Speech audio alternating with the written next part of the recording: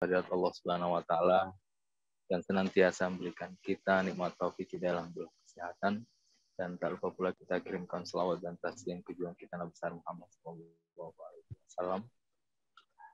Kita masih di Faslu Idrisiyah di pertemuan terakhir di Faslu Idrisiyah yang memang yang kita bahas ini adalah terkait dengan hal-hal penting dalam setiap khusus ya, dalam setiap fase, dalam setiap nabi, dan insya Allah minimal kita punya bayangan seperti apa sebenarnya kitab khusus itu. Karena ini kitab penting khususnya dalam ranah tasawuf. Nah, fasu ini seperti yang dijelaskan pertemuan-pertemuan sebelumnya, menjelaskan tentang warfa'nahu makanan aliyan, yaitu satu ayat Al-Quran yang dijelaskan tentang posisi Nabi Idris alaihissalam yang kemudian diangkat makomnya di atas. Dan dari situ kita membahas tentang dua makna tinggi, yaitu makan dan makanat atau tempat dan derajat. Jadi tinggi dalam pemaknaan posisi atau tempat dan tinggi dalam pemaknaan derajat. Lalu kemudian kita membahas bahwa terkait dengan asma Tuhan Al-Ali, yaitu yang maha tinggi, adalah suatu nama sebenarnya yang tidak terkait dengan perbandingan. Jadi kalau makhluk tinggi pada makhluk itu perbandingan, misalnya pohon lebih tinggi dari rumah misalnya, dan itu adalah perbandingan, tetapi dalam ilahi sebenarnya tidak ada perbandingan ya, karena ya dia awal akhir zahir batin dan itu sudah kita bahas. Nah, pembahasan terakhir ini masih dari turunan pembahasan sebelumnya yang menjelaskan tentang lanjutan dari pembahasan sebelumnya. Jadi ketika disematkan kepada Tuhan makna tinggi, itu meniscayakan maknanya bahwa tidak ada sesuatu yang berhadapan-hadapan dengan Tuhan. Bahkan makna tinggi ini bisa dimaknai bahwa yang lain itu tiada. Jadi kalau yang mengisi seluruh ruang adalah dia, nah otomatis tidak ada perbandingan seperti pada makhluk ada atas bawah, tinggi rendah gitu.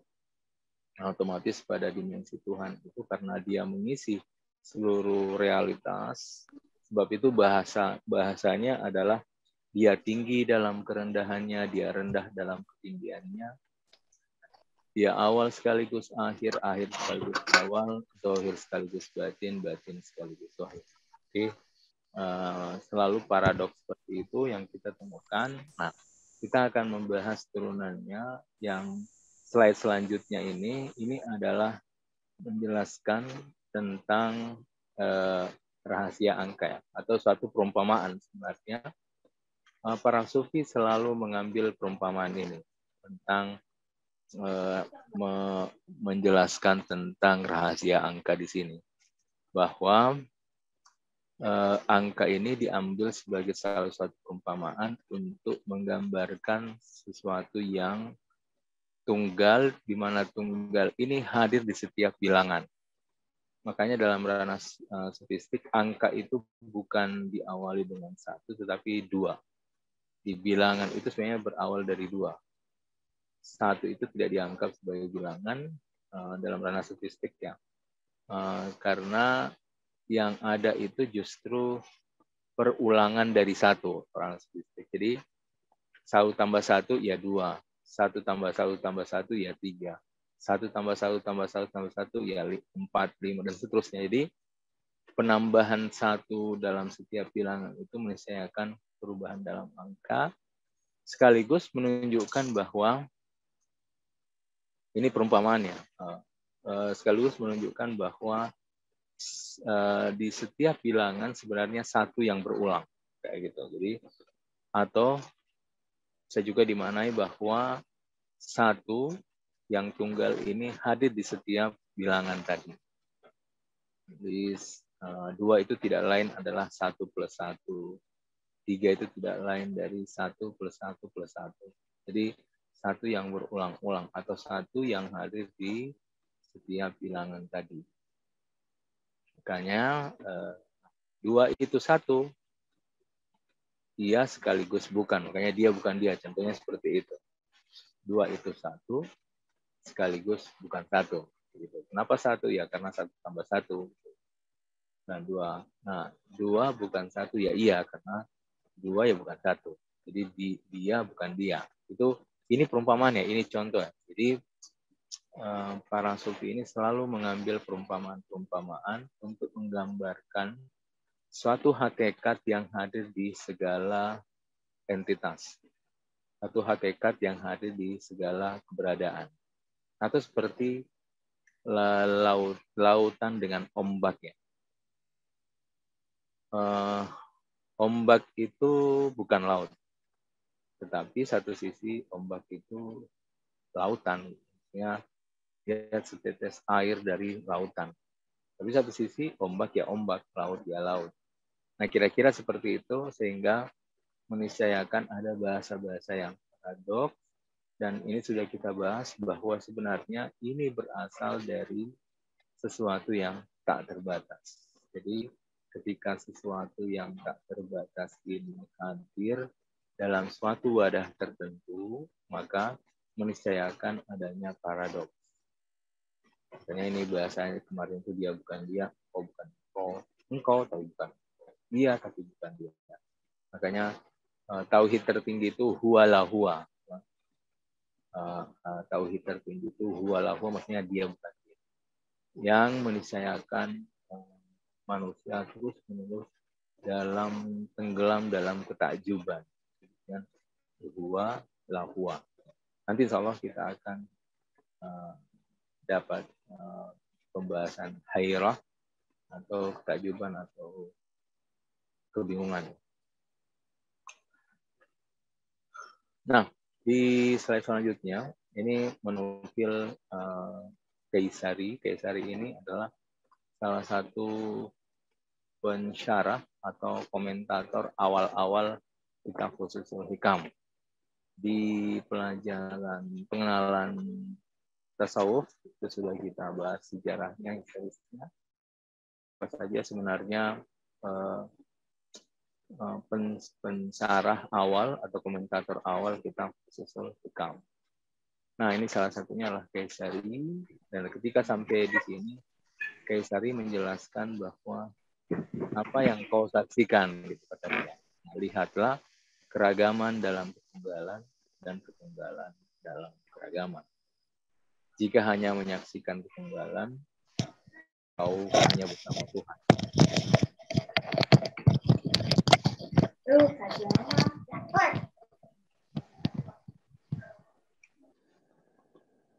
Jika hanya lihat keragaman, kau hanya bersama makhluk.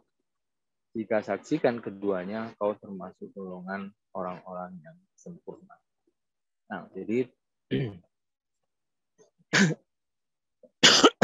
ini kondisi pesuluk ya.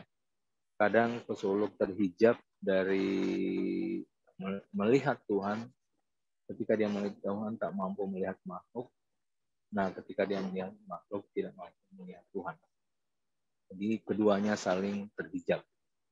Makanya saat melihat keragaman, dia hanya melihat makhluk. Saat melihat Tuhan, dia tidak melihat keragaman.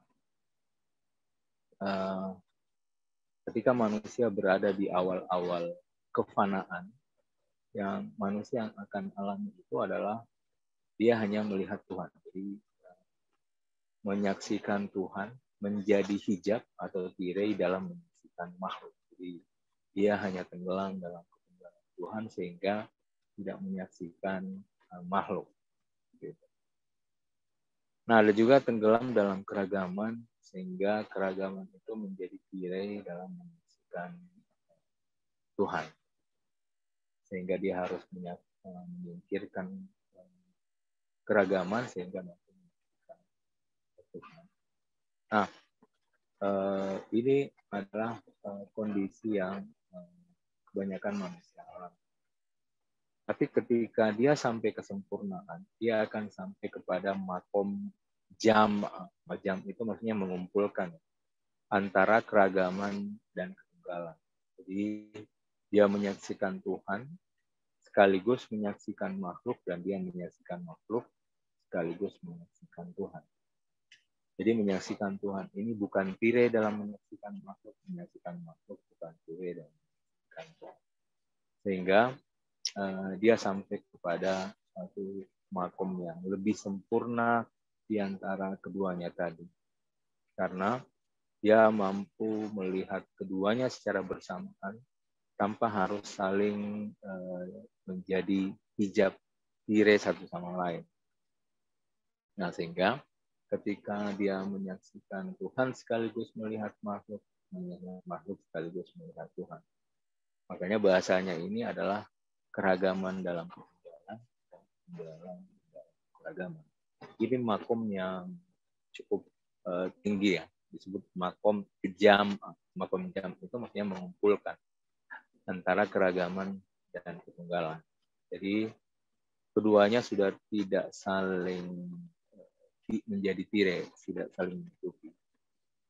Nah, cuma memang kondisi awal-awal suluk ketika dia pertama kali fana, Tuhan akan merenggut dirinya dan hanya menyaksikan ilahi, dan dia tidak lagi menyaksikan makhluk. Nah, ini kondisi yang biasanya para pesuluk awal-awal mengalami kondisi fana. Nah, ketika dia berjalan lebih jauh lagi, nah pada saat itulah tire terbuka bagi dirinya sehingga dia bisa menyaksikan Tuhan di dalam makhluk dan makhluk di dalam Tuhan. Jadi dua-duanya tidak lagi saling jadi hijab dan tire. Ini memang suatu makom yang tinggi. Para sufi menyebutnya sebagai makom jam. Nah, yang di bawah makom jam itu makom firok, makom keterpisahan. Kalau lihat Tuhan tidak melihat makhluk, kalau lihat makhluk tidak melihat Tuhan. Itu. Nah, oleh karena itu ini disebut dengan makom jam dan makom fana yang tinggi, dan seperti kisah Halaj itu sebenarnya kisah sampai pada ini ya, makom fana di dalam diri Tuhan. Jadi dia tidak menyaksikan yang lain kecuali Tuhan. Ya, bahasanya anal hak. Jadi akulah kebenaran atau akulah Tuhan. Itu ketika fana itu yang dia saksikan hanya Tuhan. Sehingga bahasa itu muncul. Nah, para nabi sudah melewati fase seperti itu, sehingga itu alasannya kenapa para nabi tidak ada bahasa seperti Al-Halaj. Nah, makanya ingat, kalau kita ingat pertemuan Syams, Tabrizi, dan Rumi, Syams kan bertanya kepada Rumi waktu pertama kali beliau ketemu. Jadi, wahai Rumi, siapa yang lebih tinggi makomnya? Apakah Rasulullah dengan Bayazid Bastami? Nah, kata Rumi, ya pasti Rasulullah. Yang kata Bayazid Bastami. Nah, kalau begitu, kenapa Rasulullah bahasanya berbeda dengan Bayazid Bastami mengatakan, Maha suci aku, Maha agungnya diriku. Sedangkan Rasulullah itu dalam doanya, ma'araf tukahakum ma'rifatu. Saya tidak mengetahuimu sebagaimana hakikat. Nah, ini ujian Syams kepada Rumi. Sehingga Rumi ingin belajar kepada Syams. Ini pertanyaan kepada Syams kepada Rumi. Nah, jawabannya seperti itu sebenarnya. Para nabi itu sudah sampai kepada makom jam, yaitu melihat ketunggalan dalam keragaman dan keragaman. Jadi dia ketika dia fana, dia punya kesadaran terhadap yang lain. Nah, biasanya kalau fana, ya dia sirna, benar-benar sirna, dan hanya menyaksikan Tuhan. Tapi itu sudah luar biasa ya. Mencapai makom halaj itu sudah luar biasa. Itu fana dan hanya menyaksikan Tuhan. Tetapi pada umumnya, kondisi awal-awal seseorang mengalami fana demikian. Itu ketika dia menyaksikan asma ilahi. Jadi kalau bahasa Ibn Arabi, dia tawaf di dalam asma Tuhan. Jadi makanya saya selalu mengulang-ulang, ini bukan ranah psikologi, bukan nalar, ini benar-benar penyaksian ya. Yang asli. Kalau kata Ibn Arabi, penyaksian ini sangat terang, seperti seseorang menyaksikan matahari. Tidak ada keraguan. Oke.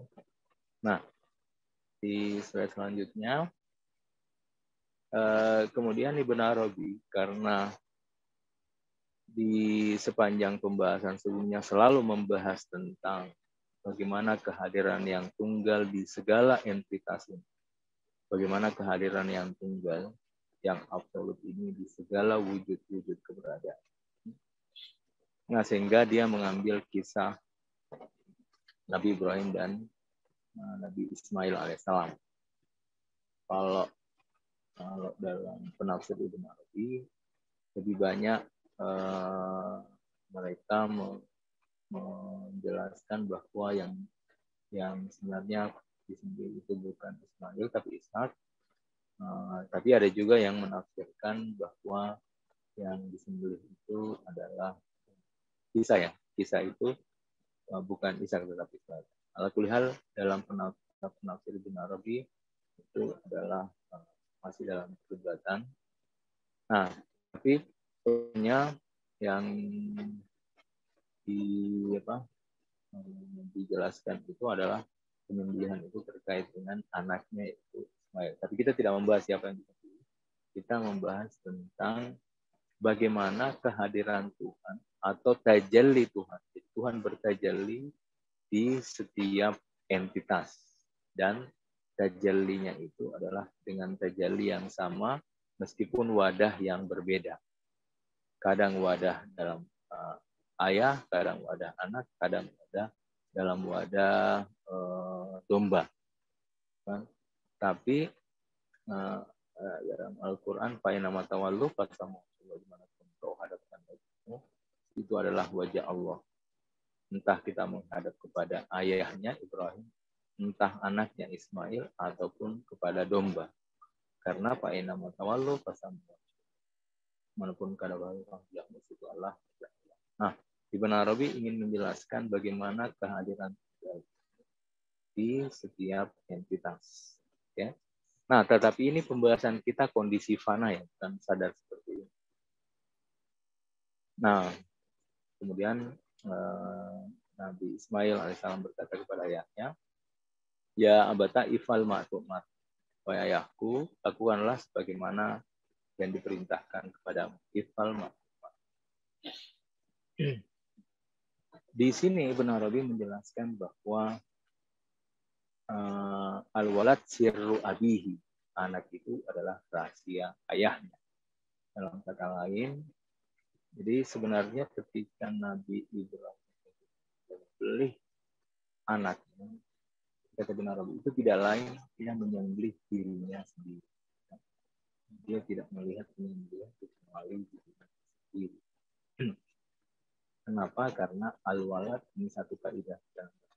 Al-walad sirru abi, bahwa anak itu adalah rahasia ayahnya dalam makna batin tentunya. Al-walad sirru abi, dan ini kait dengan konteks Nabi Ibrahim dan Nabi Ismail. Dengan al-walad sirru abi, bahwa anak itu adalah rahasia ayahnya. Dia tidak melihat penyembelihan itu adalah kecuali dirinya sendiri. Kenapa dirinya sendiri? Karena Ismail itu tidak lain dari Ibrahim dalam pemaknaan batin. Makanya menyembelih Ismail itu tidak menyembelih diri, lebih dari menyembelih dirinya sendiri karena adanya penyatuan antara anak dan ayahnya. Al-walad sirru Nabi.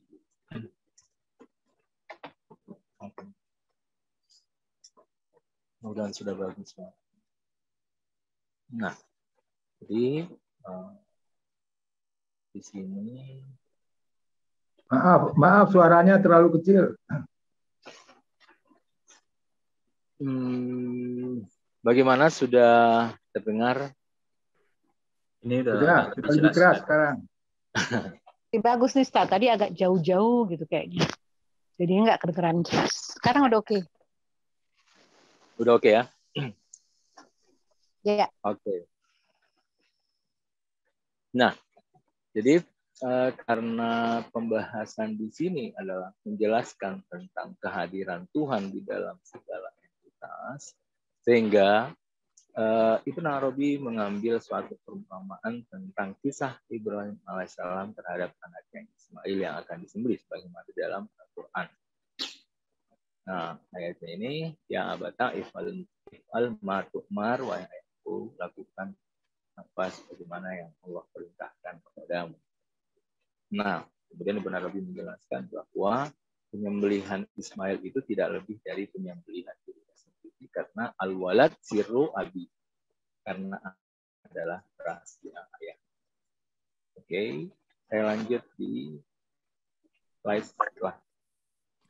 Nah, kemudian di slide setelah ini, wa fadainahu bizibhin azim, dan kami tebus anak itu dengan seekor sembelihan yang agung. Sebagian kalau lihat terjemahan itu bukan yang agung tetapi yang besar. Padahal bahasa Arabnya azim. Azim itu bukan besar ya, tapi agung. Kalau besar itu kabir. Wafadainahu bidzibhin kabir, misalnya. Kami tebus anak itu dengan seekor sembelihan yang besar. Mas lihat kenapa yang besar ya? Padahal bahasa Arabnya bidzibhin azim. Azim itu agung. Nah, sehingga karena dia memakai kata agung, artinya ini pertanyaan menjadi pertanyaan yang menarik. Kenapa pertanyaan menarik? Karena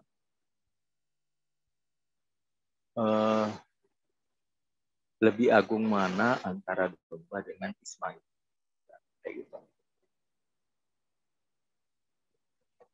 Kenapa diganti ketika diganti dengan domba? Domba ini disebut dengan bizibhin azim, dan kami tebus anak itu dengan seekor sembelihan yang agung. Ini seolah-olah ada domba ini lebih agung daripada Ismail, karena setelah diganti dengan domba, yang mengatakan wafadainahu bizibhin azim, dan kami tebus anak itu dengan sembelihan yang azim, yang agung. Nah, Ibnu Arabi menjelaskan sebenarnya pembahasan ini, dimensi agung ini tidak lebih dari penjelasan tajalli Tuhan. Jadi kadang Tuhan bertajalli dalam bentuk Ibrahim, ayahnya, kadang Tuhan bertajalli dalam bentuk anaknya Ismail, dan kadang juga Tuhan bertajalli dalam bentuk domba tadi. Nah, tajallinya itu adalah sama saja, itu adalah tajalli ilahi. Oleh karena itu semuanya agung, mau Ibrahim, mau Ismail, mau domba pun adalah semuanya bizibhin azim. Jadi ditukar manapun itu semuanya adalah bizibhin azim. Jadi bukan dilihat dari perbandingan domba dengan Ismail dari sisi hewania, tapi dilihat dari sisi dimensi batin, bahwa semuanya adalah tajalli ilahi.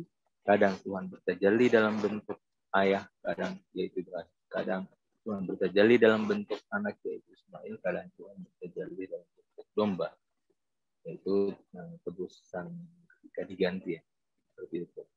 Nah, karena memang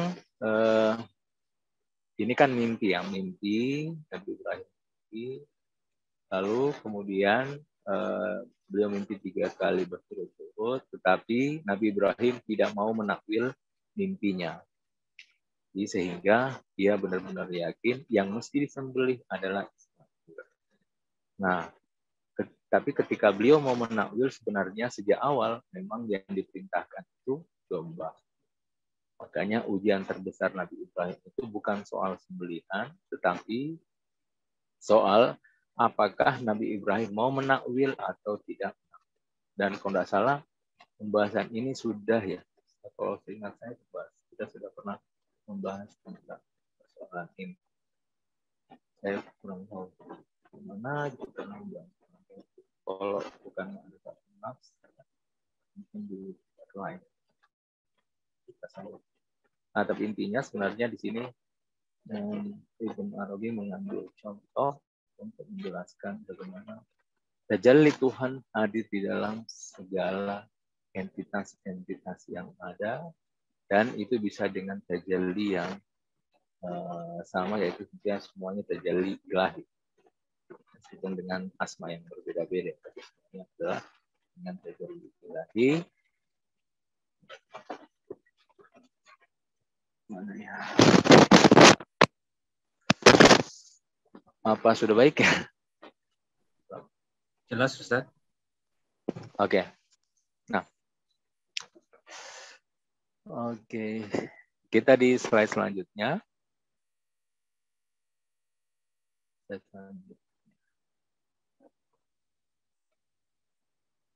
Nah, maka seluruh keberadaan adalah bentuk-bentuk dalam cermin yang tunggal.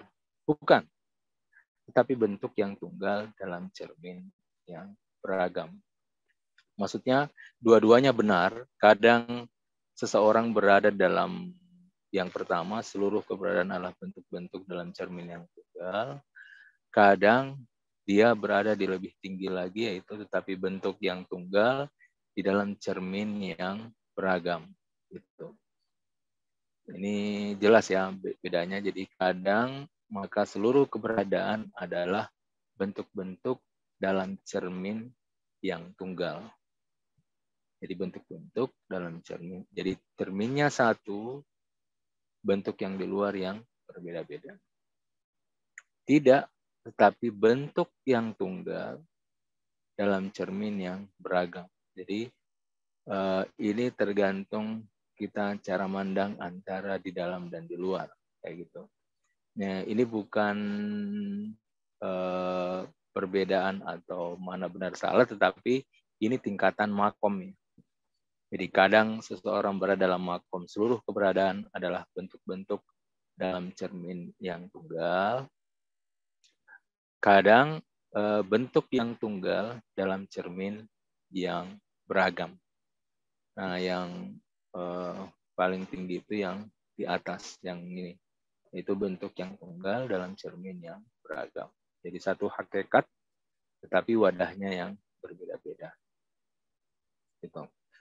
Tapi, nah kadang si pesuluk kadang berada dalam posisi yang pertama, yaitu menyaksikan seluruh keberadaan adalah bentuk-bentuk dalam cermin yang tunggal. Gitu.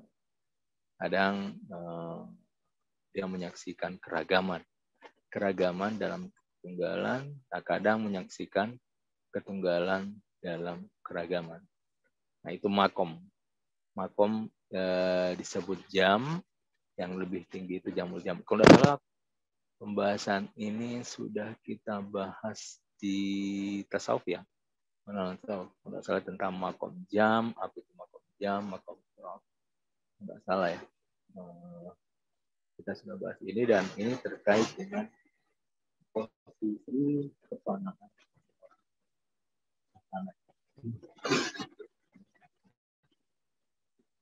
Nah, oleh karena itu, ketika dia sampai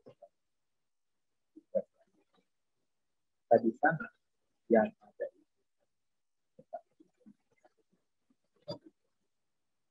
jika entah itu tinggal dalam, maka dia ketika sampai di situ dia hanya masuk dalam terus menerus dalam ketakjuban. Makanya di sebagian bahwa di sana hanya ada ketakjuban dan kebingungan. Seperti itu. Kenapa demikian? Karena dia senantiasa menyaksikan sesuatu yang ada sesuatu yang suaranya timbul tenggelam. Tadi sempat hilang sih, tapi ini udah jelas kok. Ya. Nah, udah jelas ya? Udah jelas? Ada kerasa-kerasa, Ustaz.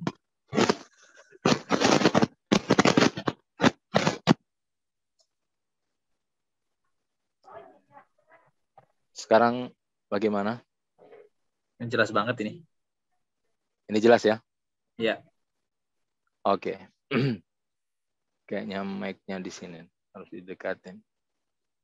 Nah, jadi ini sebenarnya menjelaskan tentang makom. Kadang menjelaskan bahwa seluruh keberadaan adalah bentuk-bentuk dalam cermin yang tunggal, bukan, tetapi bentuk yang tunggal dalam cermin yang beragam. Nah, sehingga di slide selanjutnya menunjukkan bahwa di sana ada hanya ketakjuban. Ketakjuban, lalu takjub, oh tunggal, enggak, oh beragam, oh di sini. Itu senantiasa demikian ya. Senantiasa berada dalam ketakjuban dan kebingungan. Karena adanya terus-menerus tajalli ilahi yang hadir di dalam dirinya. Terus-menerus seperti itu. Sehingga yang ada hanya ketakjuban dan kebingungan. Ini ketika orang sampai kepada posisi fana yang tinggi ya. Nah, ketika seseorang sampai kepada posisi fana yang pada puncak, justru yang ada posisinya seperti ini. Kadang dia menyaksikan ketunggalan dalam keragaman, kadang menyaksikan keragaman dalam ketunggalan. Jadi kadang melihat makhluk, tahu-tahu ilahi tuh makhluk lagi, makhluk ilahi kayak gitu. Kenapa? Karena tadi kalau kita lihat pembahasan sebelumnya, bagaimana Tuhan bertajalli dalam bentuk yang berbeda-beda. Kadang bertajalli dalam bentuk Ibrahim, kadang bertajalli dalam bentuk Ismail, kadang bertajalli dalam bentuk domba, kan? Terus bertajalli. Nah, si pesuluk ini kadang lihat orangnya makhluk, kadang lihat batinnya, oh Tuhan, kayak gitu. Makanya itu tak disebut takjub. Kadang-kadang yang lebih nampak itu adalah bentuknya, kadang yang nampak adalah hakikat, terus seperti itu. Makanya itu ketakjuban dan kebingungan. Nah, kenapa? Ya, karena kita berhadapan dengan suatu hakikat yang tak terbatas, yang terus-menerus menampakkan hakikat dirinya. Kadang dalam bentuk ibadah, kadang dalam bentuk hakikat dirinya sebagai hakikat asma. Makanya yang ada di sana itu adalah hanya hakikat kita. Oke, slide selanjutnya. Nah, ini surah Al-Qaf ayat 22. Sungguh kamu dahulu lalai tentang ini, maka kami singkapkan tutup yang menutup matamu sehingga penglihatan pada hari ini sangat tajam. Ini tajam, ini basirah. Dalam Al-Quran ini kalau Bapak Ibu lihat kata-katanya itu basirah. Nah, basirah ini di slide selanjutnya penjelasan tentang basirah. Khusus dalam pembahasan ini, basirah adalah dua mata hati yang dengannya menyaksikan batin, baik itu hakikat maknawi atau hakikat imajinasi. Itu yang disebut dengan basirah. Ini penjelasan tentang ayat sebelumnya yang dibaca. Jadi pandangan yang sangat tajam di sini, pada hari ini sangat tajam, penglihatanmu sangat tajam, itu disebut dengan basirah. Nah, jadi menurut Ibn Arabi, basirah itu kalau di fisik ini kita punya basirah juga, yaitu mata fisik ini, dua mata fisik ini. Nah, kita juga punya mata hati. Jadi dua mata hati yang dengannya manusia menyaksikan batin. Batin itu entah dia menyaksikan yang bersifat maknawi atau khiyali, misali imajinasi. Seperti begitu. Kalau maknawi itu dia hanya menangkap makna-makna tanpa bentuk. Nah, kalau imajinasi dia menangkap bentuk-bentuk. Cuma posisi yang lebih tinggi itu maknawi daripada imajinasi, karena maknawi itu alam ruh. Misali imajinasi itu alam barzah. Makanya makna-makna itu sebenarnya posisinya lebih tinggi. Karena kaidahnya semakin batin bentuk itu sirna, jadi tidak ada bentuk. Jadi semakin batin maka dia semakin ini pas jadi semakin batin bentuk itu semakin tidak ada. Semakin keluar bentuk semakin banyak. Seperti alam materi. Karena alam materi alam paling luas, makanya kita melihat banyak sekali bentuk-bentuk keragaman. Tapi semakin ke dalam, pakaian keragaman itu semakin dihilangkan. Alam barza sampai ke alam ruh, itu pakaian keragaman itu semakin tiada.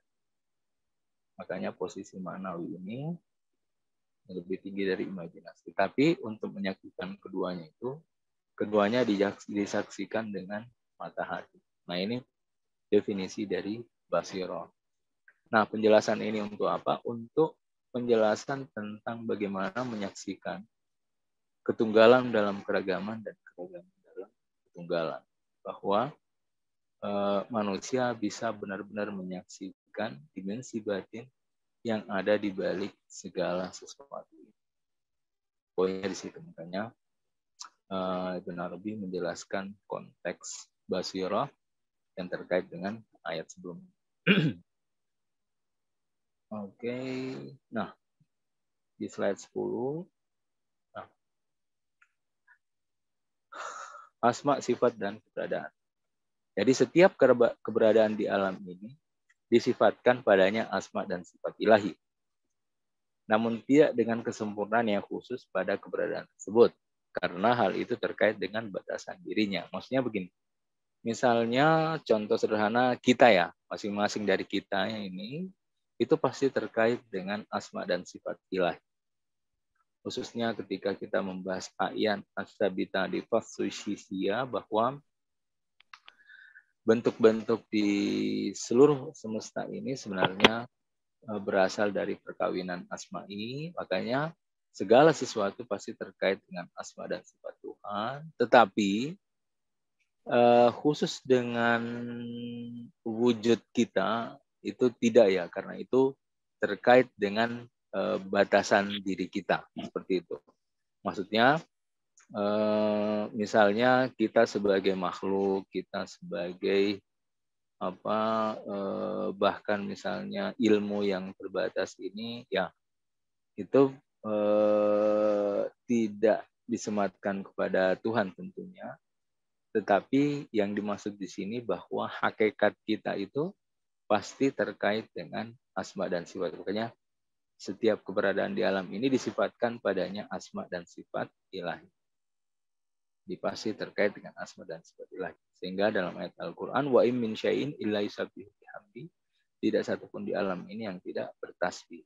Nah, bertasbih itu bukan dalam ranah keterbatasan dirinya, tetapi dalam ranah batin. Nah, sama seperti kita ini punya dimensi batin. Nah, itu yang punya tasbih yang kita sendiri mungkin tidak menyadarinya. Nah, ada ranah kita sebagai makhluk yang terbatas ini. Nah, yang disifatkan tentang asma dan sifat itu bukan diri kita yang terbatas ini sebenarnya, tetapi yang batin kita yang terkoneksi dengan yang tak terbatas. Nah, itu disematkan dengan asma dan sifat. Nah, itu makanya dijelaskan bahwa setiap keberadaan di dalam ini disifatkan padanya asma dan sifat. Namun tidak dengan kesempurnaan yang khusus pada keberadaan itu. Ya, tidak kepada saya yang terbatas ini. Karena hal itu terkait dengan batasan dirinya. Sedangkan asma dan sifat ini, insya Allah pembahasan selanjutnya dijelaskan bahwa asma satu dengan asma lain ini saling terkait. Tidak terpisah satu sama lain. Dan pembahasan sebelumnya juga dijelaskan bahwa sebenarnya asma itu tidak lain dari hanya relasi saja. Dan relasi itu sebenarnya ketiadaan. Nah, sehingga ini ada surah Al-Insan, wa ma tasyauna illa iyyasha Allah. Di slide selanjutnya ya. Slide selanjutnya ini surah Al-Insan ayat 30, wa ma tasyauna illa iyyasha Allah. Dan kamu tak mampu berkehendak kecuali bila dikehendaki Allah. Ini dalam seluruh level keberadaan. Nah, mungkin kalau pada kita yang egonya masih ada, itu maksudnya itu hanya terkait dengan kekuatan dalam berkehendak. Tetapi bagi orang-orang suci yang sudah melepaskan egonya dan menyerahkan kepada Tuhan. Nah, ayat ini bermakna wa ma tasyauna illa yasha. Dan kamu tak berkehendak kecuali bila dikehendaki oleh Allah. Nah, meskipun nanti pada akhirnya setiap makhluk apapun itu sebenarnya juga dikehendaki Allah. Maksudnya begini, karena kehendak itu bisa keluar, teraktual, terimplementasi itu juga karena berkat izin dari Allah Subhanahu wa taala, karena la haula wala quwata illa billah. Tidak ada kekuatan, upaya dan kekuatan kecuali dari Allah Subhanahu wa taala. Makanya ayat ini sebenarnya berlaku untuk semua, cuma dalam berbagi level ya. Berbagi level keberadaan seperti itu. Nah, ini ayat Al-Qur'an. Nah, kemudian di slide selanjutnya, nah ini kaidah bahwa setiap nama ism terkait dengan semua nama ilahi dan disifatkan dengan semuanya. Nah, ini satu kaidah dalam teori asma ilahi, asma Tuhan. Jadi kalau kita membaca Fa'lamu anallahu wa apa wallahul ladzi la ilahu al-malikul quddus salamul mu'min dan seterusnya. Jadi satu sisi kadang Tuhan memperlihatkan seperti terpisah-pisah, tapi pada hakikatnya adalah apa? Misalnya ilmunya adalah kudratnya, kudratnya adalah ilmunya, kayak gitu. Jadi memang di awal-awal kita melihat terpisah ya, kayak Al-Malik, Al-Quddus, As-Salam, Al-Mu'minul, Muhaiminul, Azizul, Jabbarul, Mutaq dan seterusnya. Tapi sebenarnya secara batin semuanya sebenarnya sama. Maksudnya satu nama itu terkait dengan nama lain, bahwa ilmu itu adalah kudrah, kudrah itu adalah ilmu, ilmu itu adalah hayu, hayu itu adalah terus seperti itu.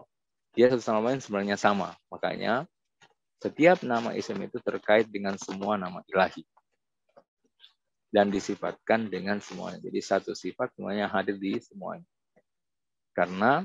Kenapa demikian? Karena saat yang menghubungkan semuanya kan ada satu hakikat yang tak terbatas, yaitu zat Tuhan. Sehingga satu nama terkait dengan nama lain. Makanya misalnya ada hadis, ketika ada orang sakit, dia menyebut ya Allah, ya Allah. Nah, sesungguhnya yang dia panggil itu bukan ya Allah, tetapi ya Syafi. Tapi karena satu nama terkandung nama lain, makanya cukup dengan manggil nama Allah, maka yang muncul adalah ya Syafi. Seperti itu.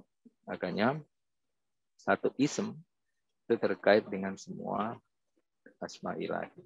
Nah, cuma memang nanti di kaidah-kaidah lain tentang asma, pengkhususan itu sebenarnya ada sesuatu yang dominan ketika misalnya Ar-Rahman yang lebih dominan, itu artinya itu adalah penyayang atau pengasih ya, yang keluar, tapi bukan berarti di baliknya tidak ada nama lain. Ada nama lain cuma yang bekerja pada saat itu terkait dengan konteks, misalnya Ar-Rahman. Itu permainannya seperti itu, tapi satu nama pasti terkait dengan semua nama. Makanya dan disifatkan dengan semuanya. Nah, sehingga teorinya tidak ada perbedaan antara sifat dan zat. Itu pada akhirnya. Oke, slide selanjutnya. Nah, jadi kita kembali kepada pembahasan kita Al-Ali yang maha tinggi tadi, sehingga seluruh nama ilahi adalah Al-Ali. Jadi karena satu nama terkait dengan semua nama, jadi ketika satu nama Al-Ali, semuanya itu adalah Al-Ali juga pada akhirnya. Karena seluruh nama ilahi adalah Al-Ali. Karena sebenarnya satu nama itu terkait dengan semua nama dan terhubung dengan semua nama. Jadi sulit membayangkannya konsep kaidah-kaidah seperti ini, tapi pada intinya inilah turunan dari pembahasan satu hakikat yang tidak terbatas. Makanya yang paling penting sebenarnya memahami ini adalah memahami dulu tentang satu wujud yang tak terbatas yang orang-orang menyebutnya dengan wahdatul wujud. Jadi dari tadi saya sengaja tidak menyebutkan wahdatul wujud untuk menjelaskan bahwa pembahasan wahdatul wujud ya seperti ini. Ada satu hakikat yang mengisi seluruh eksistensi dan yang kita bahas ini adalah turunannya. Sehingga seluruh nama ilahi adalah Al-Ali pada akhirnya. Artinya karena satu nama terkait dengan semua nama. Oke, nah yang terakhir ini syair dari Ibn Arabi. Tak ada wajah kecuali yang tunggal. Hanya saja ketika kau tambah cermin, wajah jadi berviral. Oke, kita buka sesi tanya jawab. Wabillahi taufiq wal hidayah. Assalamualaikum warahmatullahi wabarakatuh.